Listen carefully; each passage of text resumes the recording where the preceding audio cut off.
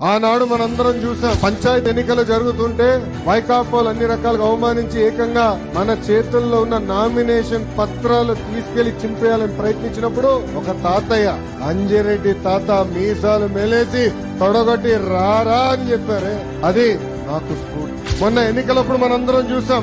మంజులారెడ్డి గారని ఒక తల్లి ఏకంగా బూత్ లో రిగ్గింగ్ జరుగుతుందని అడ్డంగా నిలబడినందుకు ఆమెకి ఎలాంటి గాయాలు తగిలినా మనందరం చూసాం. రక్తం కారుతున్నా కూడా బూతుల్ని వదిలిపెట్టకుండా చివరి ఓటు మరే వరకు నిలబడిన మంజులారెడ్డి గారే మాకు పల్నాడులో మనం చూసాం. తోట చంద్రయ్య గారు ఫోటోలు మనందరం చూసాం.